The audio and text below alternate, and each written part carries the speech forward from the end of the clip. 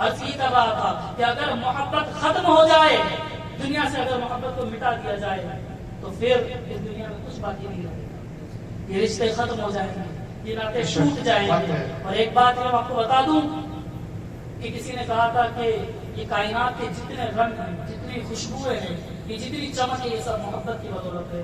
کیونکہ اگر محبت نہ ہو تو یہ معاملہ ہوگا کہ محبت کے دم سے یہ گلشن ہنسی ہے، محبت کے دم سے یہ گلشن ہنسی ہے، محبت نہیں ہے تو کچھ بھی نہیں۔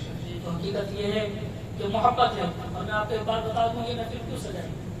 یہ چاہتے تو یہ بھی ناچنے گانے کے پروگرام کر دیں، یہ بھی ان طوائفوں کو بلا لیتے، اپنے چوک کے اندر نچواتے، خود بھی ناچتے، لیکن انہوں نے ایسا نہیں کیا۔ آواز ہوتا ہے، ایسا لوگ کرتے ہیں، اپنے گھر کی ماں بہن بیٹیوں کو، پردہ دار خواتین کو ڈی جے چلا کر لوگوں کے سامنے نچواتے ہیں۔ وہ کیمرہ مین کیمرہ لے کر کے گھوم رہا ہوتا ہے، الگ الگ حصے کا فوٹو لے رہا ہوتا ہے، اور کہتے ہیں سامنے تو کیمرہ والا اس کو پرمیشن ہے۔ واہ کیا دین بنایا! تو اپنی بہن بیٹی کو ساری دنیا سے چھپاتا ہے۔ وہ سسر جس سے نکاح حرام، جو باپ کا درجہ رکھتا ہے، اس سے تو اتنا بڑا گھونگھٹ دلواتا ہے، اور وہ فوٹوگرافر تیرا رشتہ رکھتا ہے، اس سے کیا رشتہ ہے تیرا؟ اپنی بہن بیٹیوں کو نچواتے ہو، شرم کرنا چاہیے ان لوگوں کو اور سیکھنا چاہیے ان لوگوں سے۔ لیکن حقیقت یہ ہے کہ کر ہو سکتا ہے جسے رب الجلال توفیق عطا فرمائے، بغیر رب کی توفیق کے پتہ بھی نہیں۔ رب کا کرم ہے ان لوگوں پر جنہوں نے اس محفل کو سجایا، ورنہ یہ چاہتے تو ناچنے گانے کی محفل کروا لیتے اور پھر اپنی بہن بیٹیوں کا تماشا بناتے اور دنیا کو پھر سوشل میڈیا پر وائرل کرتے کہ دیکھو میری بہن کتنا اچھا ناچتی ہے۔ تو پھر وہ صرف ناچتے ہوئے نہیں دیکھتا، وہ بہت کچھ دیکھتا، اس کی بد نظری تمہاری بہنوں کے اوپر جاتی۔ حضرات گرامی قدر، رب الجلال جب توفیق عطا فرمائے تو اسے بڑی کرم نوازی سمجھنا چاہیے۔ رب نے آپ کو چنا اس محفل کے لیے، تو میں مبارکباد دینا چاہوں گا ان کو جنہوں نے اس محفل کو سجایا۔ اللہ رب العزت ان کے گھر میں برکتوں کا نزول عطا فرمائے، ان کے اس پروگرام کو خوب کامیابی عطا فرمائے اور پریشانی کا انہیں کبھی سامنا نہ کرنا پڑے۔ ایک کچھ مریدین اپنے بزرگ کے پاس گئے، اپنے مرشد کے پاس گئے، عرض کرنے لگے حضور کچھ نصیحت فرما دیں، کچھ نصیحت فرما دیں۔ توجہ ہے، توجہ ہے۔ کچھ مریدین اپنے پیر صاحب کے پاس گئے، اس کے حضور کچھ نصیحت فرما دیں۔ حضرت نے فرمایا کہ ایک نصیحت تمہیں کرتا ہوں، اسے پکڑ لینا، اگر تم نے مضبوطی سے اسے پکڑ لیا تو پھر زندگی میں کبھی ناکام نہیں ہوں گے۔ انہوں نے کہا حضور وہ نصیحت کیا ہے؟ فرمایا کہ جب رب الجلال تم پر کرم فرمائے، تم پر احسان فرمائے، اس وقت تم رب کا شکر ادا کرنا، رب کا شکر ادا کرنا، تاکہ جب تمہیں تکلیف آئے اور تم پریشان ہو جاؤ تو رب الجلال تم پر کرم نوازی فرمائے، کیونکہ یہ سسٹم کا حصہ ہے۔ ہمارے استاد محترم حضرت علامہ مولانا نور القمر ابن رقم مصباحی فرمایا کرتے تھے کہ یہ زندگی ایک پہیے کی طرح ہے، تو جب تم پہیے کے اوپر ہونا تو نیچے والوں کا ہاتھ پکڑو۔ جب تمہیں رب الجلال ترقی عطا فرمائے، کامیابی عطا فرمائے، دولت عطا فرمائے، عزت عطا فرمائے، تو جو نیچے والے ہیں ان کا ہاتھ پکڑ لو، تاکہ جب تم نیچے جاؤ تو رب الجلال تمہارا ہاتھ پکڑے، رب الجلال تمہاری معاونت کرے، تمہاری مدد فرمائے۔ ان بزرگ نے یہ بات سن، یہ نصیحت فرمائی، پھر ایک واقعہ سنایا۔ آپ نے فرمایا کہ ایک شہر کے اندر، ایک گاؤں کے اندر دو میاں بیوی رہا کرتے تھے، دو میاں بیوی رہا کرتے تھے، بڑے نیک، بڑے عبادت گزار۔ رب الجلال نے بڑی توفیق عطا فرمائی تھی ان کو، وہ اتنی عبادت کیا کرتے، اتنی عبادت کیا کرتے کہ رب الجلال سے راضی ہو گیا، اور انہوں نے جب اتنی عبادت کی نا تو رب الجلال نے وقت کے نبی کے پاس حکم فرمایا، اپنا پیغام بھیجا۔ تو ہم نے فرمایا کہ اے میرے نبی جاؤ ان دونوں میاں بیوی کے پاس اور ان سے میرا سلام عرض کر۔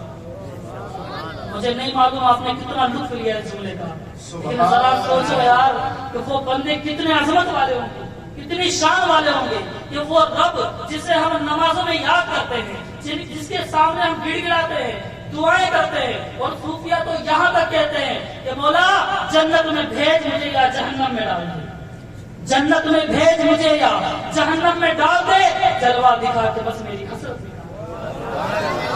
وہ رب سے اتنا پیار کرتے ہیں، ہم جتنا رب سے محبت کرتے ہیں، ذرا مجھے بتاؤ جب وہ رب الجلال کسی کو سلام بھیج دے تو پھر اس کے لیے کتنی خوشی کی بات ہوگی۔ جب یہ پیغام وقت کے نبی نے شخص تک پہنچایا، وہ ننگے پیر دوڑ کر گھر کو آیا، اپنی بیوی کو یہ پیغام سنایا، اس کی بیوی خوشی کے مارے समझ नहीं पाई अब क्या करना चाहिए, उसने फौरन नियत बांध दी 2 रकात नमाज शुक्राने की अदा की। 2 रकात नमाज शुक्राने की अदा की, नमाज से फारिग हुई तो आगे का पैगाम सुनाया गया। अल्लाह के नबी ने कहा कि ए अल्लाह के प्यारे और बरगुज़ीदा बंदो, रब्बे ज़ुल जलाल ने सलाम कहलवाया है और एक पैगाम भेजा है। पैगाम यह है कि रब्बे ज़ुल जलाल तुम्हारी इबादत से खुश हो गया और खुश होकर राजी होकर उसने एक इनाम फरमाया। इनाम यह है कि रब्बे ज़ुल जलाल ने तुम्हें 80 साल की जिंदगी अता फरमाई। सुभान अल्लाह। 80 साल की जिंदगी, जिसमें पहले के 40 साल मालदारी के होंगे। चलिए ये नहीं फरमाया 80 साल की जिंदगी अता फरमाई जिसमें 40 साल मालदारी के होंगे और 40 साल मुफलिसी के होंगे। 40 साल मालदारी के होंगे, 40 साल मुफलिसी के होंगे। अब जो मर्जी चाहो पहले वो ले लो, जो मर्जी चाहो पहले वो ले लो। उस शख्स ने कहा कि अल्लाह के नबी अगर इजाजत दे तो अपनी बीवी से मशवरा कर लूं, अपनी बीवी से मशवरा कर लूं। हज़रात किराम सोचने वाली बात है, लोग बीवी से मशवरा करने को अपने लिए शर्मिंदगी का बाइस समझते हैं। क्या हो रहा है तुझसे का मशवरा करना, मैं घर का मुखिया हूं, मैं जो करूंगा वो हो जाएगा। बिल्कुल सही बात है, आप घर की मुखिया हैं, कुरान ने आपको बनाया है, मैंने नहीं बनाया, किसी के बाप ने नहीं बनाया, रब्बे ज़ुल जलाल ने बनाया। फरमाया अर्रिजालु क़व्वामूना अलन निसा, कि मर्द को औरत पर सरदार बनाया गया है, लेकिन सरदार बनाया गया है, सरदार बनाया गया है तो इसका मतलब ये नहीं कि वो आपके गुलाम हो गए, आपकी नौकर हो गई, कि आप उस पर जुल्म करो, आप उसे मारो पीटो, वो आपकी रियाया है, वो आपकी रियाया है। रब्बे ज़ुल जलाल ने उसे पैर से नहीं बनाया कि पैर की जूती समझा जाए, सर से नहीं बनाया कि सर पे बिठाकर उसको नचवाया जाए, उसे पसली से बनाया ताकि उसे मोहब्बत की जाए, उसे सीने से लगाया जाए, उसे तकलीफ न दी जाए, उसे प्यार किया जाए, उसे इज्जत दी जाए। जरा सोचो, यही औरत थी कि इसकी शक्ल में कल तुम्हारी माँ थी, इसी औरत की शक्ल में कल तुम्हारी माँ थी जिसके पेट से तुमने जन्म लिया था, और फिर उसके बाद यही औरत तुम्हारी बहन थी जिसकी हिफाजत के लिए तुम हमेशा तैयार रहा करते थे। आज यही बीवी की शक्ल में तुम्हारे घर में आई है तो इसकी इज्जत करनी चाहिए, उससे मशवरा करना चाहिए। और मशवरा क्यों ना करें, हम उस नबी के मानने वाले हैं जिन्होंने फरमाया था कि ए आयशा, मुझे जन्नत इसलिए पसंद है क्योंकि तुम वहां मेरे साथ रहो, मुझे जन्नत इसलिए पसंद है क्योंकि वहां तुम मेरे साथ रहोगी। जरा बताओ, वो दुनिया का, कायनात का खालिक और मालिक का महबूब जिसे रब्बे ज़ुल जलाल ने तमाम खजानों की चाबियां अता फरमा दी, तमाम दौलतों की चाबियां अता फरमा दी हो, और मेरे आला हज़रत ने फरमाया कि तुम हो मोती, वो है मोती, तुम हो कासिम, वो है मोती, तुम हो कासिम, रिज़्क़ उसका, इसकी शान ये हो। वो नबी फरमाए कि आयशा, मुझे जन्नत इसलिए पसंद है क्योंकि तुम मेरे साथ वहां रहोगी। आज लोग है ना, औरतों की इज्जत की बातें करते हैं, बड़ी बड़ी दलीलें देते हैं, क्योंकि मेरे साथ इस्लाम जो है ना औरतों को दबा के रखता है, पीछे रखते रहता है, पर्दा डाल देता है, अंदर पैक कर देता है। मैं आपको बता दूं, जितनी आजमत इस्लाम ने औरत को अता फरमाई किसी मजहब ने नहीं, किसी मजहब ने नहीं अता फरमाई। वो जो अपने आप को बहुत बड़ा 30 मार का समझते थे, तो हजरत वो जो खातून बिल्किस बानो जिसका नाम है, उस खातून के साथ जिन्होंने ज्यादती की, जिसके घर को जिन्होंने उजाड़ा, उसको तुमने रिहा कर दिया, उन लोगों को तो तुमने रिहा कर दिया, और कहते हो, दावे करते हो कि साहब हम औरतों के जो है मुहाफिज बनकर आए हैं, मुसलमान की औरतों को इंसाफ दिलाएंगे। तुम क्या इंसाफ दिलाओगे? हमारे पास इंसाफ के लिए रब का कुरान मौजूद है, हमारे लिए रसूल आज़म की तालीमात मौजूद है, और बहुत ज्यादा जरूरत पड़ी तो इस जमाने के अंदर मुफ्तियान इज़ाम मौजूद है। हमारी औरतों को इंसाफ दिला देंगे, तुम्हारे इंसाफ की हमें कोई जरूरत नहीं। दुनिया को बेवकूफ बनाना, हमें बेवकूफ नहीं बना सकते हो तुम। तो हज़रात किराम ने तो औरत इज्जत की चीज है। उस शख्स ने अपनी बीवी से मशवरा किया, मशवरा करके फिर अल्लाह के नबी के पास आए, अर्ज़ की हुज़ूर हमने मशवरा कर लिया है और फैसला ये हुआ है कि पहले के 40 साल मालदारी के दे दीजिए, उसके बाद के 40 साल देखा जाए। पहले के 40 साल मालदारी के दे दीजिए। रब्बे ज़ुल जलाल ने करम फरमाया, अगले दिन से जेब से इमदाद आनी शुरू हुई, और जब रब्बे ज़ुल जलाल अता करे ना तो जेब छोटे पड़ जाते हैं, झोलियां कम पड़ जाती हैं, और वैसा ही हुआ। लोग कहते हैं छप्पर फाड़ के मिलना, उस बंदे को छप्पर फाड़ के से भी ज्यादा फाड़ के मिल गया, उसकी तो छठी गायब हो गई थी, दौलत ही बरस रही थी, पूरा घर दौलत से भरा हुआ था। वो जिधर झाँकता उधर अनाज का गल्ला है, जिधर देखता उधर नाज ही नाज है, जिधर देखता उधर चावल ही चावल है, جدھر دیکھتا ادھر دولت ہی دولت ہے، سونے کے سکے اس کے گھر میں بکھرے پڑے ہوئے ہیں۔ پھر ایک دن گزرا، شام کا وقت آیا، بیوی نے کھانا بنانے کے لیے ہانڈی اٹھائی تو اس شخص نے مسکرا کر کہا، اے میری خاتون، اے میری پاک بیوی، تو ذرا بتا یہ ہانڈی کیوں اٹھا رہی ہے؟ اس نے کہا کھانا بنانا چاہتی ہوں اپنے لیے اور آپ کے لیے۔ کہا جب رب ذوالجلال نے اتنا عطا فرمایا ہے تو پھر ہانڈی کیوں بنانی؟ لاکھ دیگ بنائیں گے، پوری دیگ بنائیں گے اور ہم دونوں نہیں کھائیں گے، سارے یتیموں کو کھلائیں گے، سارے یتیموں کو کھلائیں گے۔ اور پھر انہوں نے دیگ بنائی اور سارے یتیم بچوں کو بلایا اور یتیموں نے کھانا کھایا۔ جب کھانا کھا کے فارغ ہوئے تو رب ذوالجلال کی بارگاہ میں سب کو دعا دعا رب ذوالجلال کی بارگاہ میں اپنی دعاؤں کے لیے ہاتھ اٹھائے اور عرض کی، اے کریم، آپ کے کریم رب ذوالجلال، تو نے ہمیں اتنا عطا کیا ہے کہ ہم یتیم ہیں، ہمارے سروں پر باپ کا سایہ نہیں ہے، لیکن پھر بھی تو نے اپنے بندوں کو تیار کر دیا جنہوں نے ہمیں کھانا کھلایا۔ اے مولا، ان بندوں کو کبھی مفلسی نہ دکھانا، ان کے گھر میں ہمیشہ مالداری رکھنا۔ وہ یہ دعا کر کے اٹھ کر چلے گئے۔ اللہ کے نبی پھر آ گئے اور فرمایا، مبارک ہو تمہیں، مبارک ہو تمہیں۔ کہا اب کیا ہوا کہ رب ذوالجلال نے یتیموں کی دعاؤں کو سن کے اگلے 40 سال کی مالداری کے عطا فرمایا۔ وہ جو 40 سال مفلسی کے تھے، رب ذوالجلال نے انہیں بھی مالداری کا مطلب۔ ذات گرامی قدر، جب رب ذوالجلال آپ کو کرم فرمائے، آپ پر دولت عطا فرمائے، عزت عطا فرمائے، تو پھر آپ کا شکر کریں، تاکہ جب آپ مفلس ہوں، پریشانی کے عالم میں ہوں، تو رب ذوالجلال آپ پر کرم فرمائے۔ اور رب ذوالجلال نے فرمایا، فَاذْكُرُونِي أَذْكُرْكُمْ، تم مجھے یاد کرو میں تمہیں یاد کروں، تم میرا ذکر کرو میں تمہارا ذکر کروں گا۔ اس کے ترجمے اور تفسیر آپ نے 12 سنے ہوں گے، آج میں بھی ایک تفسیر کر کے جاتا ہوں، آپ علماء سے پوچھ لیجئے گا اگر غلط کروں تو۔ فرمایا فَاذْكُرُونِي أَذْكُرْكُمْ، فَاذْكُرُونِی، اے میرے بندو، جب تمہیں خوشیاں عطا کروں، جب تمہیں دولت عطا کروں، جب تمہیں مال اور ثروت عطا کروں، جب تمہیں دنیا تمہاری بہتر بناؤں، فَاذْكُرُونِی، تو تم مجھے یاد کر لینا، تاکہ جب تمہاری مفلسی کے دن آئے اور تم تکلیف میں پڑ جاؤ، تمہارے گھر میں کھانے کو دانے نہ بچیں، تو اذکرکم، پھر میں تمہیں یاد کر لوں گا اور تمہاری مدد کر دوں گا، تمہارے لیے راستے کھول دوں گا، غیب کے خزانوں کے دروازے کھول دوں گا، اور اب اتنا عطا کروں گا کہ پھر دنیا کہے گی ہاں قرآن کا وعدہ سچا ہے، قرآن کی بات سچی ہے۔ فَاذْكُرُونِی، ہم نے اس وقت رب ذوالجلال کو یاد کیا تھا جب ہم مالدار تھے، آج ہم غریب ہو گئے ہیں، رب ذوالجلال نے ہم پر کرم فرمایا ہے۔ حضرات گرامی قدر، آج خوشی کا موقع ان کے گھر میں آیا تو انہوں نے رب ذوالجلال کو یاد کیا، اس کے حبیب کو یاد کیا، تو اب رب ذوالجلال کبھی نہ کرے ایسا وقت آئے جب یہ پریشانی کے عالم میں ہو، جب ان پر تکلیف آئے، لیکن دنیا ہے یہاں تکلیف سب پر آتی ہے، جب کبھی ان پر تکلیف آئے گی نا تو رب ذوالجلال بھی ان کی کرم نوازی فرمائے گا، ان کی بھی چارہ جوئی فرمائے گا۔ تو عرض یہ کر رہا تھا کہ یہ محفل انہوں نے سجائی، کیوں سجائی؟ اس لیے سجائی کیونکہ ایک دن مجنوں ریت کے ذرات پر لیلا لیلا لکھا۔ کیوں سجائی؟ اس لیے سجائی کیونکہ ایک دن مجنوں ریت کے ذرات پر لیلا لیلا لکھ رہا تھا۔ کسی پوچھنے والے نے پوچھا، اے مجنوں، تو لیلا لیلا لکھ رہا ہے، ابھی ہوا چلے گی، ریت اڑے گی، یہ نام مٹ جائے گا، ابھی ہوا چلے گی، ریت اڑے گی اور یہ نام مٹ جائے گا، پھر تجھے فائدہ کیا ملے گا؟ مجنوں نے کہا فائدہ وائدہ میں کچھ نہیں جانتا، فائدہ وائدہ میں کچھ نہیں جانتا، کہ پھر نام کیوں لکھ رہا ہے؟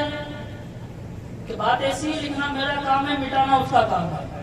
کہا جب دونوں اپنا اپنا کام کر رہے تھے، پھر تجھے فائدہ کیا؟ کہ فائدہ میں کچھ نہیں جانتا، کہ پھر تجھے ملے گا کیا؟ کہ ملے گا یہ کہ میں لیلا کا جب ذکر کرتا ہوں میرے دل کو سکون ملتا ہے، جب میں لیلا کا ذکر کرتا ہوں میرے دل کو سکون ملتا ہے۔ امام شافعی نے دلیل پکڑ لی، فرمایا یار ذرا بتاؤ، مجنوں تو بدنام ہوا لیلا کو دل دے کر، میرے نبی کو دیا ہوتا تو کیا ہوتا؟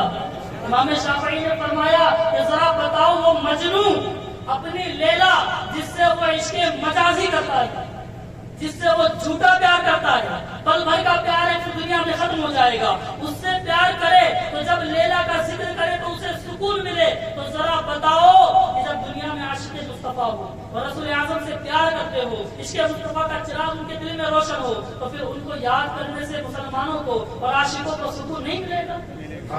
عاشقوں کے دل کو سکون بھی ملتا ہے، سرور بھی ملتا ہے، اطمینان بھی ملتا ہے، اسی لیے ہم یہ محبت کی محفل سجاتے ہیں۔ ذکر مصطفیٰ کی محفلیں سجاتے ہیں تاکہ جب نبی کو یاد کریں تو ہمارے دل کو سکون ملے، ہمارے دل کو تشفی ملے۔ تو عرض یہ کر رہا تھا کہ قرآن پاک میں رب الجلال نے فرمایا والذین آمنوا اشد حبا للہ، کہ جو ایمان لائے وہ رب سے مضبوط ہو کر پیار کرتے ہیں، اللہ سے مضبوط ہو کر پیار کرتے ہیں۔ توجہ ہے، میں زیادہ وقت نہیں لوں گا، انشاءاللہ بہت جلدی رخصت ہو جاؤں گا، کیونکہ مجھ سے کہا گیا ہے کہ 1 بجے سے پہلے فائنل کرنا، تو میں وعدے کا پکا ہوں انشاءاللہ 1 بجے سے پہلے فائنل کر دوں گا۔ تو جتنی دیر بات کروں توجہ سے سن لیجیے گا، اخیر میں تھوڑی باتیں اعلیٰ حضرت کی بھی کروں گا، لیکن کیونکہ بات آپ تک پیغام پہنچانے کی ہے اس لیے پیغام پہنچا کر جاؤں گا۔ فرمایا والذین آمنوا اشد حبا للہ، کہ جو ایمان لائے ہیں وہ اللہ سے مضبوطی سے پیار کرتے ہیں۔ اب ذرا بتاؤ مضبوطی سے کیسا پیار کرتے ہیں؟ تو پھر میں چلا گیا 1400 سال پہلے، جب ریت کے ذرات پر ایک سیاہ رنگ کا غلام کو لیٹایا جا رہا تھا، ایک سیاہ رنگ کے غلام کو گرم ریت کے ذرات پر لیٹایا جا رہا تھا، اس کے سینے پر گرم پتھر کو رکھا جا رہا تھا، پھر ایک طرف سے اس کے پیروں میں رسی باندھی گئی، دوسری طرف سے اس کے ہاتھوں پر رسی باندھی گئی، ایک شخص ادھر سے کھینچتا تھا، ایک شخص ادھر سے کھینچتا تھا، اور پھر بھی اس کی زبان پر ایک نعرہ تھا، احد احد احد، اللہ ایک ہے، اللہ ایک ہے، اللہ ایک ہے۔ تو فرمایا والذین آمنوا اشد حبا للہ، کہ جو ایمان لائے وہ اللہ سے مضبوطی سے پیار کرتے ہیں، اتنا مضبوطی سے کہ اگر ان کی زبان پر انگارہ بھی رکھ دیا جائے تو حضرت بلال پکارتے ہیں اللہ ایک ہے، اللہ ایک ہے، اتنی مضبوطی کے ساتھ پیار کرتے ہیں۔ حضرات گرامی قدر وہ پیار ہم رب الجلال نے پیار ہم تک بھی پہنچایا۔ اور ایک بات اور بتا دوں کہ اللہ رب العزت لا شریک ہے، وحدہ لا شریک ہے، اس کے سوا کوئی عبادت کے لائق نہیں، مانتے ہیں نا آپ بھی؟ اللہ کے سوا کوئی عبادت کے لائق، کوئی بندگی کے لائق، کوئی پوجنے کے لائق، کس کی پرستش کرنی چاہیے؟ اللہ نے کسی اور کو اپنے ساتھ شریک ٹھہرایا؟ اگر کوئی شریک ٹھہرا لے تو رب الجلال فرماتا ہے کہ سارے گناہ معاف کر دوں گا لیکن شرک کو معاف نہیں، شرک کو معاف نہیں کروں گا۔ لیکن ایک چیز ایسی ہے جس میں رب الجلال نے اپنے ساتھ کسی اور کو لے لیا ہے، کسی اور کو لے لیا، وہ کیا چیز ہے؟ وہ ہے محبت۔ بات شروع محبت سے ہوئی تھی، رب الجلال نے محبت میں اپنے ساتھ اپنے حبیب کو لے لیا اور فرمایا اطیعوا اللہ و اطیعوا الرسول، میری بھی اطاعت کرو، میرے محبوب کی بھی اطاعت کرو، مجھ سے بھی پیار کرو، میرے محبوب سے بھی پیار کرو۔ اور اس بات میں تھوڑا لوگوں کو ڈاؤٹ تھا، لوگ کہنے لگے یار محبت کی تو بات ہی نہیں آئی، یہاں تو اطاعت کی بات ہے۔ تو پھر رسول اعظم نے فرمایا کہ جب تک کوئی ایمان والا ہو ہی نہیں سکتا جب تک کہ مجھ سے پیار نہ کرے۔ اس کی تفسیر فرما دی کہ تمہیں ڈاؤٹ ہے، لاؤ میں کلیئر کر دیتا ہوں، دنیا میں آیا ہی کلیئر کرنے کے لیے ہوں۔ دنیا تو کس کس کو پوچھ رہی تھی پتا نہیں، لیکن جب میں آیا سب کو کلیئر کر دیا، کعبے کو کلیئر کر دیا، مکے کو کلیئر کر دیا، جو بھی گنہگار تھے ان کے گناہ دھو کر کے انہیں بھی کلیئر کر دیا اور سب کو جنتی بنا دیا۔ تو رب نے مجھے تو بھیجا ہی کلیئر کرنے کے لیے، لاؤ اس بات کو بھی کلیئر کر دیتا ہوں۔ فرمایا جب تک کوئی ایمان والا ہو ہی نہیں سکتا جب تک کہ وہ مجھ پر اور میرے دل پر جو بات آئی ہے وہ بات یہ ہے کہ جب تک وہ مجھ سے اتنا پیار نہ کر لے کہ وہ اپنے بچے سے زیادہ، اپنے والد سے زیادہ، حتیٰ کہ کائنات کی ہر شے سے زیادہ مجھ سے پیار نہ کر لے تب تک وہ مومن نہیں ہو سکتا، مومن نہیں ہو سکتا۔ اب یہ بات ہو گئی اصل کی۔ سب سے پہلا جو معاملہ ہے محبت کا، سب سے پہلا جو معاملہ ہے وہ ہے اللہ اور اس کے رسول سے پیار کرنا، اللہ اور اس کے رسول سے، اللہ اس کے رسول سے۔ اب ایمان کا دوسرا درجہ ہے اللہ اور اس کے رسول کے لیے پیار کرنا، اللہ اس کے رسول کے لیے پیار کرنا۔ میرے آقا کریم نے فرمایا الحب للہ والبغض للہ، کسی سے محبت بھی کرو تو اللہ کے لیے اور کسی سے نفرت بھی کرو تو اللہ کے لیے، اور صرف اللہ نہیں رسول اللہ کے لیے، اور صرف رسول اللہ نہیں ان کے اہل بیت کے لیے، یعنی کسی سے پیار کرنا ہے تو اللہ اور اس کے رسول کے لیے اور رسول علیہ و تسلیم کے اہل بیت کے لیے، اور اگر کسی سے نفرت بھی کرنی ہے تو اللہ کے لیے، اس کے رسول کے لیے اور ان کے اہل بیت کے لیے۔ اب ذرا مجھے بات بتاؤ، جب یہ بات ہم تک آئی تو ہم نے مضبوطی سے پکڑی، تو بریلی کے امام نے اور زیادہ مضبوطی سے پکڑ لی، اور زیادہ مضبوطی سے پکڑ لی۔ انہوں نے جب پیار کیا تو اللہ کے لیے، جب پیار کیا تو اللہ کے لیے، اور جب نفرت بھی کی تو اللہ کے لیے، اور دنیا کو پیغام بھی یہی دیا، اور کتنا پیار کیا، کتنا پیار کیا۔ حضرات گرامی قدر، حضور اعلیٰ حضرت کی شان یہ تھی کہ آپ نے رسول اعظم سے اتنا پیار کیا کہ دنیا میں جو لوگ محبت کرتے ہیں نا کہ یار میں اس کا بڑا عاشق ہوں، میں بڑا پیار کرتا ہوں اس سے، لوگ دعویٰ کرتے ہیں کہ یار مجھے اس سے بڑی محبت ہے، تو پھر اس سے پوچھو کہ تم اسے کیسے کیسے پہچان سکتا ہے؟ اگر تجھے اس کی پہچان کرنی ہو تو کیسے کیسے کر سکتا ہے؟ تو وہ کہے گا کہ میں اسے دیکھ کر پہچان سکتا ہوں، پھر وہ کہے گا کہ میں اسے سن کر پہچان سکتا ہوں، پھر وہ کہے گا کہ میں اس کی آہٹ سے، چلنے سے اسے پہچان سکتا ہوں، میں قدموں کی آہٹ سے اسے پہچان سکتا ہوں، پھر کوئی کہے گا میں اس کی آواز سن کر اسے پہچان سکتا ہوں، پھر اس سے کہا جائے کہ ذرا بتا اگر اس کے گھر والوں میں سے کوئی گھر والا آ جائے تو کیا تو اسے پہچان لے گا؟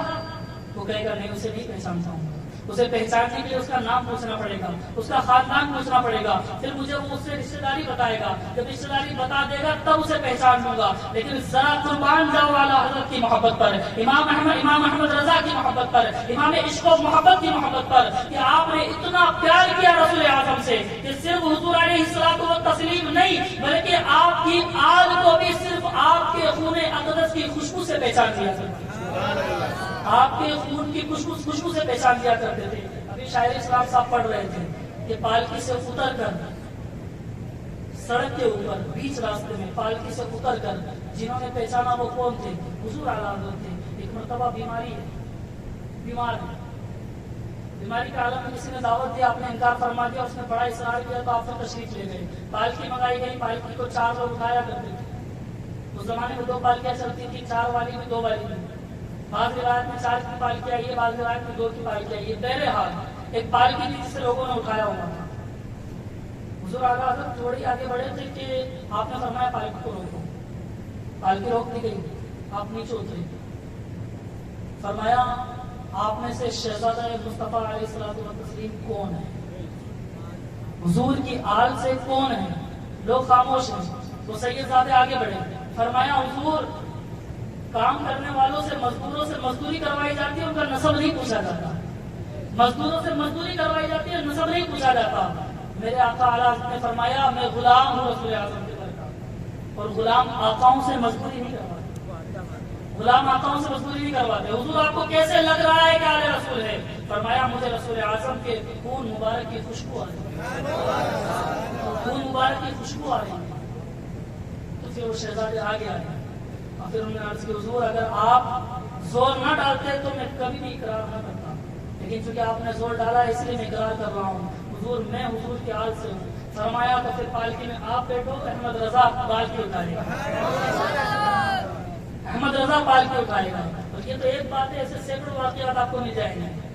حضرت دلدار علی شاہ محدث الوری، الور ہمارے یہیں پر پڑتا ہے راجستھان کے اندر، وہاں کے ایک عظیم عالم دین اور محدث تھے، محدث الوری حضرت سید دیدار علی شاہ، آپ علیہ رسول تھے، حضور کے خاندان سے تھے، آپ کا یارانہ حضرت سید نعیم الدین مراد آبادی سے بڑا اچھا تھا، تو آپ اکثر بیشتر اس سے ملاقات کے لیے جایا کرتے تھے۔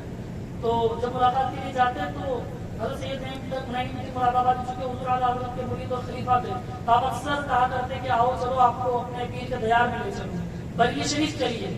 تو حضرت سید صاحب دیدار علی شاہ صاحب کو ہمیشہ فرمایا کرتے کہ یار تمہارا بھی معاملہ عجیب ہے، تم ہمیشہ بریلی جاتے رہتے ہو، تم خود اتنے بڑے عالم دین ہو، کیا ضرورت ہے وہاں جانے کی؟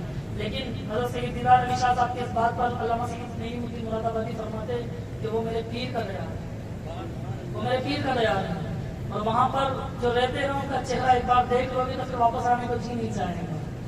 وہ کہتے تھے نا کہ اس نے یوسف پہ کٹی مصر میں انگشت، وہ بھی یہی کہتی تھی زلیخا سے، یار زلیخا تو کیا بات کر رہی ہے، تو غلام پہ دل ہار گئی، نوکر پر دل ہار گئی۔ تو زلیخا نے کہا چلو ٹھیک ہے ایک بار دیکھ لو، ایک بار دیکھو تو صحیح، پھر کہنا کہ زلیخا نے صحیح کیا کہ غلط کیا۔ اور پھر اس نے بلایا اور پھر ان کے ہاتھ میں پھل دیے اور چھریاں دی اور کہا دیکھنا رخ یار کو ہے، چھری پل پر چلانی ہے۔ اور پھر رخ یار کو پیش کیا گیا، رخ یار کو پیش کیا گیا۔ جب انہوں نے دیکھا تو پھر صرف پھل نہیں کٹے، انگلیاں بھی کٹ گئی۔ اس نے یوسف سے کٹی مصر میں انگشت زنا۔ تو حضرت سید نعیم الدین مراد آبادی فرماتے ہیں کہ ایک بار چہرے یار کو دیکھ کر تو آؤ، آپ ہمیشہ انکار کر دیتے۔ ایک دن اتفاق ایسا ہوا کہ محدث الوری وہاں پہنچے اور حضرت سید نعیم الدین مراد آبادی نے اپنا سامان پیک کیا اور آپ بریلی شریف جانے والے تھے۔ تو جیسے ہی وہاں پہنچے تو حضرت سید دیدار علی شاہ صاحب نے فرمایا کہ کہاں جانے کی تیاری ہے؟ تو سید صاحب نے فرمایا حضور بریلی جا رہا ہوں، کہ یار تمہارا عجیب معاملہ ہے، جب بھی آتا ہوں بریلی جا رہا ہوں، بریلی جا رہا ہوں، بریلی جا رہا ہوں. کہا حضور ایک بار آپ بھی تو چلیے. یار وہاں ہے کیا ایسا؟ فرمایا میرے مرشد کافر رہتے ہیں. کہ کون؟ کہ وہ جنہیں امام احمد رضا خان فاضل بریلوی کہا جاتا ہے. اور اگر عاشقوں کے انداز میں کہا جائے تو امام عشق و محبت کہا جاتا ہے، اور اگر حضرتوں کے انداز میں کہا جائے تو اعلیٰ حضرت کہا جاتا ہے. کہا ہاں میں نے بہت سنا ہے ان کے بارے میں، بہت سنا ہے ان کے بارے میں. ذات کے پٹھان ہے اور مزاج کے سخت ہے. ذات کے پٹھان ہے اور مزاج کے سخت ہے. اس جملے کو ذہن میں رکھیے گا، اس جملے کو ذہن میں رکھیے گا. کیا فرمایا محدث الوری نے؟ کہ ذات کے پٹھان اور مزاج کے سخت ہیں. حضرت سید نعیم الدین مراد آبادی نے فرمایا حضور میں نے جانے کی تیاری کر دی ہے، وہاں پیغام بھیج دیا ہے، لہٰذا مجھے تو جانا پڑے گا، ایسا کریں آپ میرے ساتھ چلیں. حضرت سید دیدار علی شاہ صاحب بھی تیار ہو گئے، چلے ٹھیک ہے چلتے ہیں. سفر کا آغاز ہوا. آپ فرماتے ہیں کہ ہم بریلی پہنچے تو عصر کی جماعت کھڑی ہوئی تھی، عصر کی نماز ہو رہی تھی، جماعت کھڑی ہوئی تھی. حضور اعلیٰ حضرت امامت فرما رہے تھے. جب ہم پہنچے تو ایک آدھ رکعت نکل چکی تھی. چونکہ حضرت سید نعیم الدین مراد آبادی کا وضو تھا تو آپ فوراً جا کر نماز میں شامل ہو گئے، نماز میں شرکت کر لیا آپ نے. اور میرا چونکہ وضو نہیں تھا تو میں پاس میں کنواں تھا وہاں چلا گیا. وہاں پہنچا تو ایک بچے نے برتن بھرا ہوا تھا، ڈول بھرا ہوا تھا، وضو کرنے کی تیاری کر رہا تھا. میں جیسے ہی وہاں پہنچا میں نے جلدی سے ڈول اٹھایا. جیسے ہی ڈول اٹھایا وہ بچہ میری طرف دیکھ کے مسکرایا، کہنے لگا حضرت پوچھ تو لیجیے، حضرت آپ بزرگ ہیں پوچھ تو لیجیے. حضرت نے فرمایا چلو ٹھیک ہے اجازت دے دو میں وضو کر لیتا ہوں. تو کہنے لگا حضرت آپ کو پتا نہیں میں نابالغ ہوں، میں نابالغ ہوں، اور نابالغ بچہ اپنی مرضی سے بھی کسی کو کچھ دے نہیں سکتا. نابالغ بچہ اپنی مرضی سے بھی کسی کو کسی چیز کا مالک نہیں بنا سکتا. حضرت سید دیدار علی شاہ محدث سے جو الوری انہوں نے فرمایا کہ یار میرے ذہن میں بجلی سے دوڑ گئی، یار احمد رضا خان کے مدرسے کا بچہ بھی تجھ سے زیادہ علم رکھتا ہے، کیا شان ہوگی ان امام. آپ کھڑے ہو گئے تو بچے نے پورا وضو کیا، پھر آپ نے جلدی سے ڈول بھرا، ڈول بھر کر کے وضو فرمایا. جب آپ وضو فرما کر کے مسجد کے دروازے پر پہنچے تو نماز ہو چکی تھی. حضور اعلیٰ حضرت باہر تشریف لا رہے تھے. حضور اعلیٰ حضرت مسجد کے دروازے سے باہر نکلے. حضرت سید دیدار علی شاہ صاحب وہاں پہنچے. حضور اعلیٰ حضرت کی نگاہ اقدس آپ کے چہرے مقدسہ پر پڑی اور آپ کی خوشبو سے آپ نے پہچان لیا کہ آپ اعلی رسول ہیں. آپ کی خوشبو سے، کیونکہ یہ مزاج تھا اعلیٰ حضرت کا، عشق کا یہ انداز تھا، یہ معراج تھی حضور اعلیٰ حضرت کی کہ سیدوں کو ان کی خوشبو سے پہچان لیا کرتے تھے کہ یہ حضور کے ہاتھ سے ہے. ان کی رگوں کے اندر سید کائنات کا خون توڑ رہا ہے. وہ سمجھ جاتے تھے کہ ان کی پیشانی کی چمک بتا رہی ہے کہ یہ مولا کائنات علی مرتضیٰ کے شہزادے ہیں. جیسے انہیں دیکھا تو دیکھ کر سمجھ گئے اعلی رسول ہیں. ان کی دستبوسی فرمائی حضور اعلیٰ حضرت نے سید دیدار علی شاہ صاحب کی دستبوسی فرمائی. پھر انہیں گلے سے لگایا اور گلے سے لگانے کے بعد ان سے پوچھا کیسے حالات ہیں، کیسے مزاج ہیں. سید دیدار علی شاہ صاحب نے فرمایا الحمدللہ علی کل حال، حضور حال میں اللہ کا شکر ہے، جیسا بھی ہو بڑھیا ہوں، ٹھیک ہوں. پھر آپ نے ان کے کان میں، حضور اعلیٰ حضرت کے کان میں سید صاحب نے پوچھا حضور آپ کیسے ہیں، آپ کیسے ہیں. حضور اعلیٰ حضرت نے مسکرا کر فرمایا حضرت ذات کا پٹھان ہوں، مزاج کا سخت ہوں، ذات کا پٹھان ہوں، مزاج کا سخت ہوں.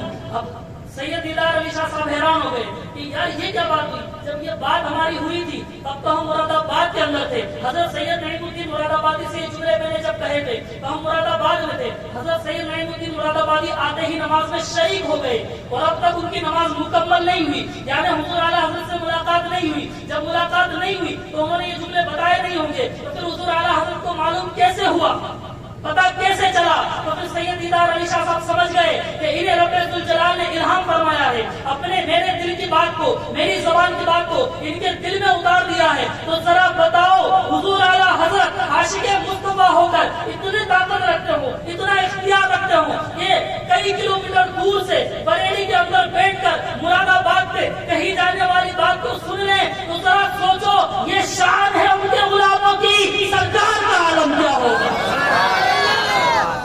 اور کوئی غیب یا تم سے نہاں ہو بلا، جب نہ خدا ہی چھپا تم پہ کرو.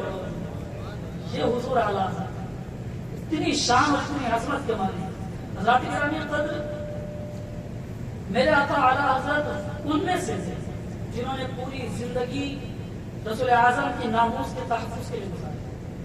پوری زندگی حضور کی عظمت اور شان کا دفاع کیا. جب کوئی آنچ آئی تو آپ فوراً کھڑے ہو گئے. اور ایک بات بتا دوں، آج کے زمانے کے اندر سب بکتا ہے، سب بکتا ہے.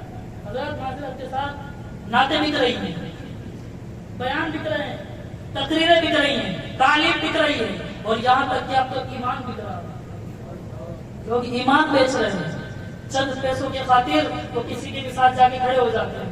جب میں دیکھتا ہوں نا ان نیتاؤں کو جو مندروں میں جا کر کے پوجا کر رہے ہوتے ہیں تو حیرانی ہوتی ہے، یار تجھے ووٹ تو مسلمان دے گا۔ جب رب ذوالجلال کے قرآن نے کہہ دیا کہ یہ تیرا کبھی دوست نہیں بن سکتا تو کس سے امید لگا رہا ہے؟ تو کیوں ان کے ساتھ جا کر کھڑا ہو رہا ہے اور پھر اپنے ایمان کا سودا کر رہا ہے اتنے سستے میں، اتنے سستے میں؟ حضور اعلیٰ حضرت نے کبھی سودا نہیں کیا۔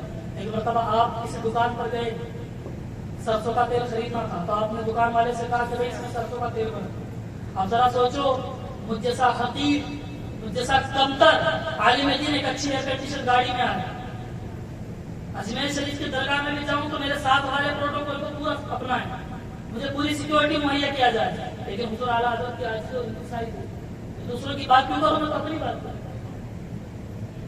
میرے لیے اتنے انتظامات۔ اور حضور اعلیٰ حضرت کی عاجزی اور انکساری دیکھیے کہ وہ جو وقت کا مجدد، وہ حضرت نہیں اعلیٰ حضرت، وہ اعلیٰ حضرت اپنے گھر کے لیے تیل لینے کے لیے خود دکان پر تشریف لے، اور دکان پر تشریف لے جا کر فرمایا بھائی اس میں تیل بھر دو۔ دکاندار نے تیل بھر دیا، جب تیل بھر دیا تو حضور اعلیٰ حضرت نے فرمایا بتاؤ کتنے روپے ہوئے، کتنے پیسے ہوئے؟ تو اس نے کہا کہ حضور ویسے تو 5 آنے ہوئے، ویسے تو 5 آنے ہوئے، لیکن چونکہ آپ ہمارے علاقے کے عالم دین ہیں، آپ ایسا کیجیے 3 آنے دے دیجیے، 3 آنے دے دیجیے۔ میرے حضور اعلیٰ حضرت نے جیب میں ہاتھ ڈالا، 5 آنے نکالے اور اس کے کاؤنٹر پر رکھے، فرمایا پورے 5 لو۔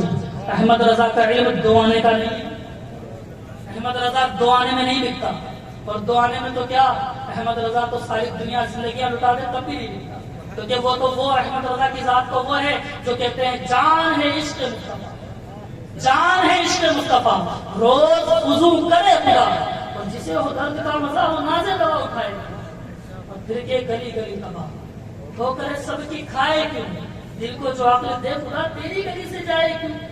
تو وہ حضور اعلیٰ حضرت جنہیں رب ذوالجلال اتنا علم عطا فرمائے، آج دنیا تھوڑا سا علم ہو جائے تو بکنا شروع کر دیتی ہے، یہ اعلیٰ حضرت کے ذات ہے۔ حضرت گرامی کی زندگی کے اندر جو تعلیمات ہیں وہ تعلیمات یہ ہیں کہ چاہے جو ہو جائے حضور کی عزت اور شان پر کبھی کمپرومائز نہیں کرتا۔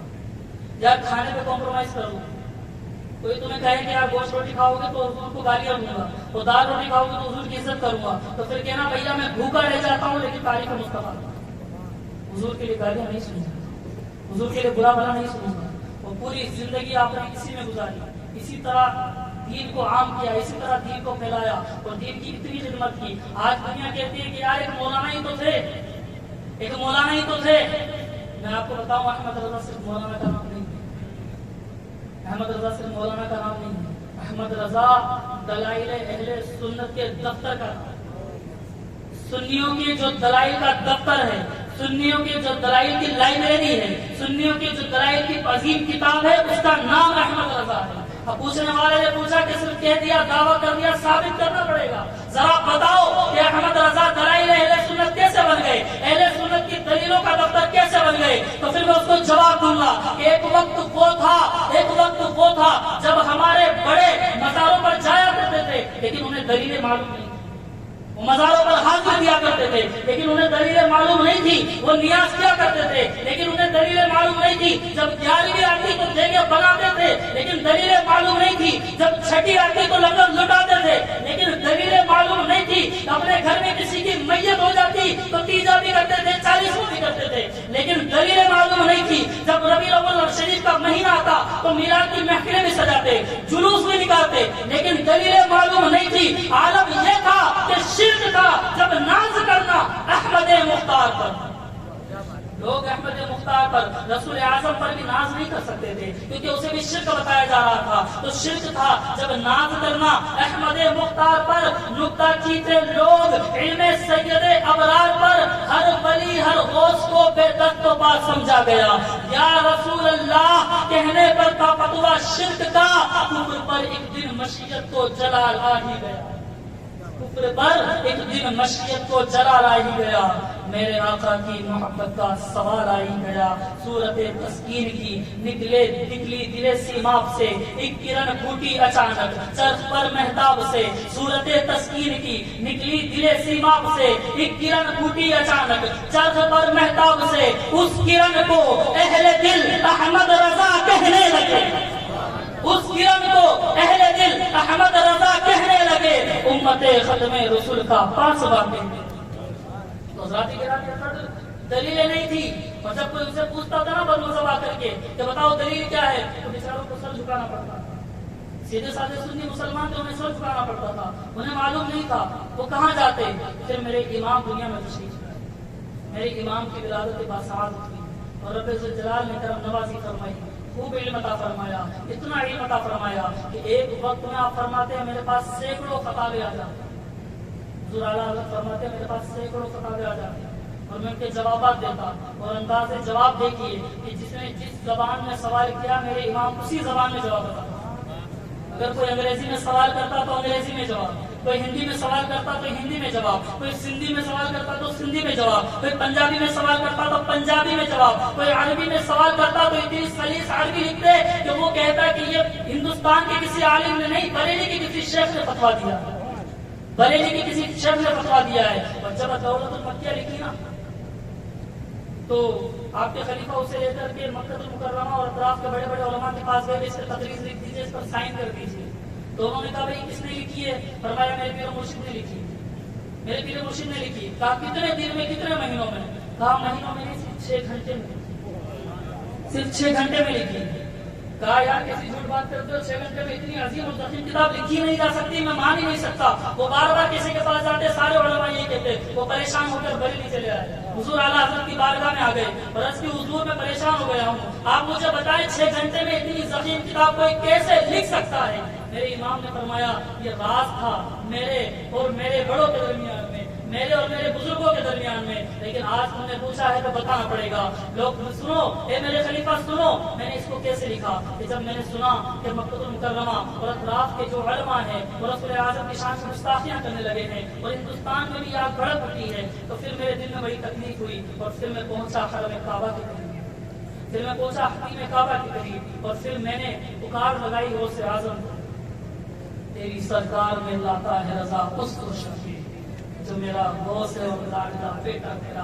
فرمایا میں نے غوث کو پکار لگائی, میں نے کہا یا شیخ عبد القادر جیلانی شیئا للہ, میری مدد فرمائیے اللہ کے واسطے, کچھ تو مدد کیجیے. حضور غوث اعظم تشریف لائے, حضور غوث اعظم تشریف لائے اور فرمایا کیا چاہتے ہو؟ کہا یہ کتاب لکھنی ہے. فرمایا تو پھر میرے بس کی بات نہیں ہے, مجھے اور کسی بڑے کو بھی بلانا پڑے گا, اور کسی بڑے کو بھی بلانا پڑے گا.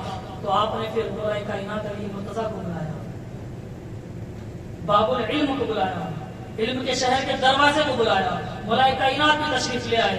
آپ نے فرمایا عرض کی حضور یہ کتاب لکھنی ہے. فرمایا تو پھر ہم دونوں ہی کافی نہیں ہے, رسول اعظم کو بھی بلانا پڑے گا. حضور کی بارگاہ میں بھی عریضہ پیش کیا, میرے آقا بھی تشریف لائے اور اپنی نگرانی میں اس کتاب کو لکھوایا.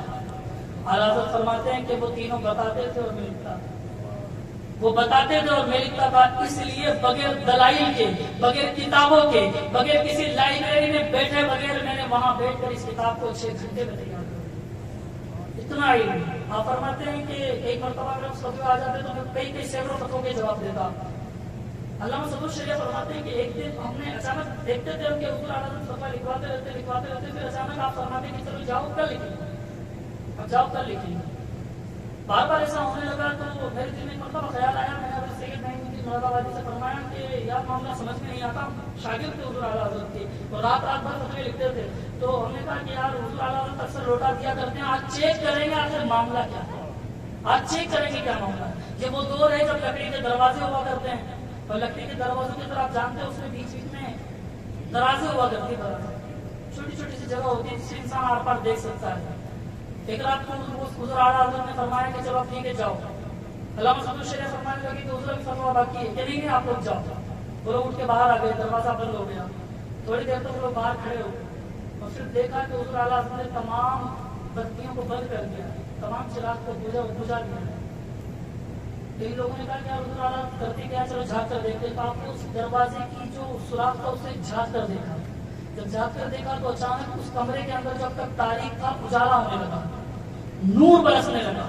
اور پھر تھوڑی دیر بعد کوئی شخص ہے جو پلنگ پر لیٹا ہوا ہے، اس نے لحاف اوڑھا ہوا ہے، حضور اعلیٰ حضرت ان کے قدم ان کے پیروں کو دبا رہے ہیں، ان کی خدمت فرما رہے ہیں، ان کی خدمت کر رہے ہیں، اور پھر حضور اعلیٰ حضرت کچھ بات کر رہے ہیں اور سلیس عربی میں بات ہو رہی ہے، بالکل پیور عربی جسے کہتے ہیں اس میں بات ہو رہی ہے، لیکن چونکہ آواز دینی کی ان کو سننے میں نہیں آیا کیا بات ہوئی۔ پوری رات گزر گئی، سویرا ہو گیا، جب سحر کا وقت ہوا تو اچانک وہ نور غائب ہو گیا۔ حضور اعلیٰ حضرت نے چراغ جلائے، چراغ جلانے کے بعد جب آپ نے دروازہ کھولا تو یہ تینوں صاحب وہاں کھڑے ہوئے تھے جو حضور اعلیٰ کے شاگرد تھے۔ جب انہوں نے دیکھا تو فرمایا کہ یہ کیا معاملہ ہے، تم یہاں کیوں کھڑے ہوئے ہو؟ تو غلط بات ہے، تمہیں نہیں پتا کہ تجسس بری چیز ہے، قرآن نے منع کیا ہے کہ تجسس نہیں کرنا چاہیے، جاسوسی نہیں کرنی چاہیے۔ تو ان لوگوں نے جب یہ بات کہی یہ لوگ گھبرائے تھوڑا سا، جو سید والے تھے حضرت سید نعیمالدین مراد آبادی، انہوں نے عرض کی حضور یہ میری خواہش تھی کہ میں دیکھنا چاہتا تھا۔ تو جیسے ہی اولاد مصطفیٰ کے چہرے کو دیکھا حضور اعلیٰ حضرت شانت ہو گئے اور آپ نے غصے کو سائڈ کر دیا، فرمایا شہزادے یہ غلط بات ہے، آئندہ ایسا نہیں کیجیے گا۔ پھر جلدی سے صدر الشریعہ آگے بڑھے، عرض کرنے لگے حضور معذرت چاہوں گا لیکن ہم نے کچھ دیکھا ہے، ہمیں اس کی وضاحت، ہم نے کچھ دیکھا ہے اس کی وضاحت چاہیے۔ حضور اعلیٰ نے فرمایا کیا دیکھا؟ عرض کرنے لگے حضور ہم نے دیکھا کہ کوئی بزرگ آئے تھے نورانی جو بستر پر لیٹے ہوئے تھے، لحاف اوڑھا ہوا تھا، آپ ان کی خدمت فرما رہے تھے، عربی میں ان سے بات چیت کر رہے تھے۔ حضور وہ بزرگ کون تھے؟ وہ بزرگ کون تھے؟ میرے آقا امام احمد رضا نے فرمایا بچوں یہ راز تھا میرے اور ان کے درمیان میں، اب یہ راز مجھے کھولنا پڑے گا۔ اے میرے بچوں جب تم اٹک جاتے ہو تو تم میرے پاس آتے ہو، جب کوئی شاگرد اگر اٹک جاتا ہے کسی بات کے اندر، کسی مسئلے کے اندر الجھ جاتا ہے تو وہ اپنے استاد کے پاس جاتا ہے، جب میں الجھ جاتا ہوں تو پھر میں غوث اعظم کے پاس جاتا ہوں، میں حضور غوث اعظم کی بارگاہ میں عریضہ پیش کرتا ہوں۔ حضور بغداد سے یہاں بریلی چلے آتے ہیں، میرے بستر پر آرام فرماتے ہیں، میں ان کی خدمت بھی کر لیتا ہوں اور اپنے مسائل حل بھی کروا لیتا ہوں۔ حضور غوث اعظم جن کی مدد کو آئے وہ ہیں اعلیٰ، وہ ہیں اعلیٰ۔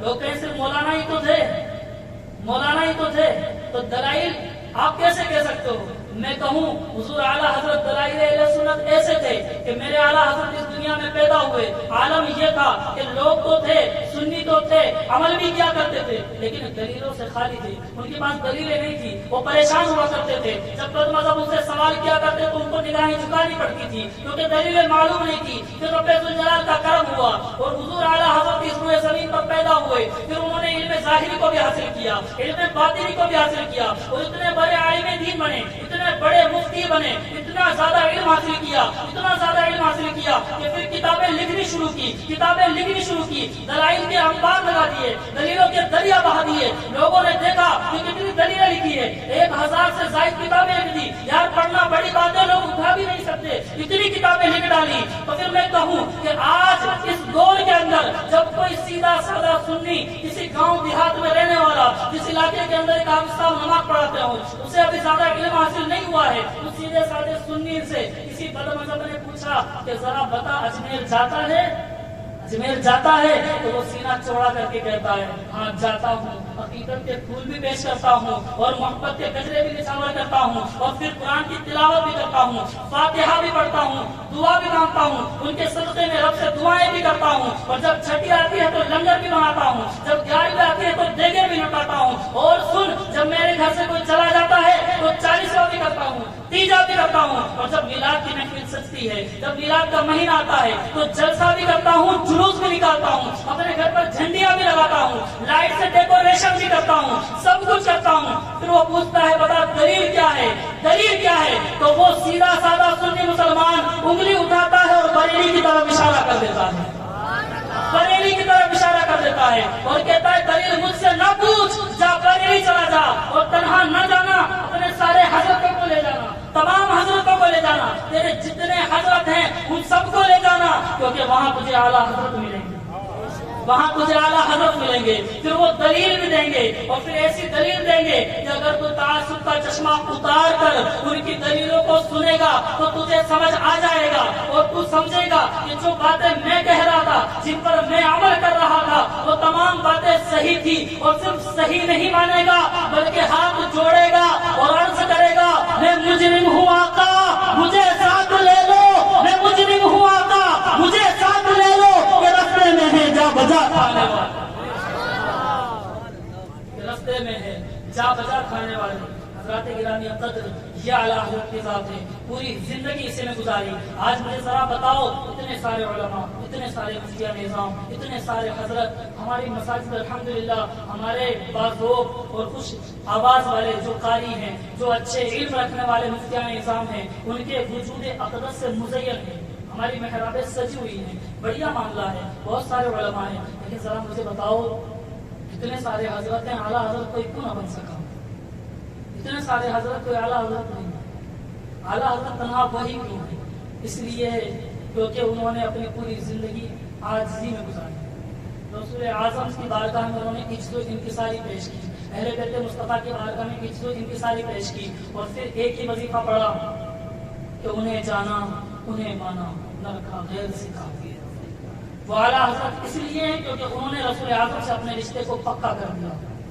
کیونکہ رب جلال نے فرمایا تھا والذین آمنوا اشد حبا للہ، کہ جو ایمان لائے وہ اللہ سے مضبوط ہو کر پیار کرتے ہیں، اللہ اور اس کے رسول سے مضبوط ہو کر پیار کرتے ہیں. تو پھر اعلیٰ حضرت نے اللہ سے بھی مضبوط ہو کر پیار کیا اور رسول اللہ سے بھی مضبوط ہو کر پیار کیا، اور اتنا مضبوط ہو کر پیار کیا کہ پھر کسی کو خاطر میں نہ لائے. کوئی بابا، کوئی فقیر، کوئی ملا آئے، سب کو ٹھوکریں مار دی. بڑے بڑے نواب آئے، انہوں نے کہا حضور ہمیں اپنے گھر پر آنے دیجیے، ہم اتنے نذرانے پیش کر دیں گے. فرمایا مجھے آداب نوابی نہیں آتے، مجھے آداب نوابی نہیں آتے، میرے گھر میں بیٹھنے کی جگہ نہیں. انہیں لوٹا دیا.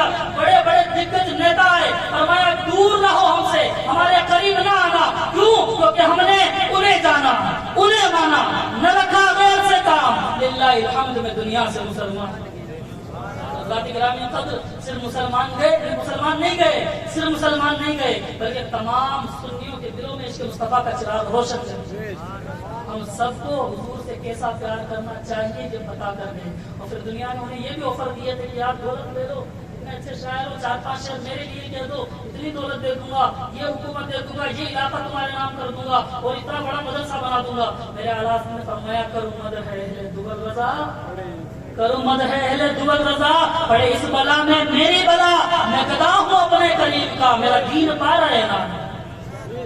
اعلیٰ حضرت ہیں، اللہ رب العزت کا فضل و احسان ہے کہ اس نے ہمیں اتنے عظیم امام کی، اتنے عظیم امام کی قیادت میں اور اقتدار میں پیدا فرمایا.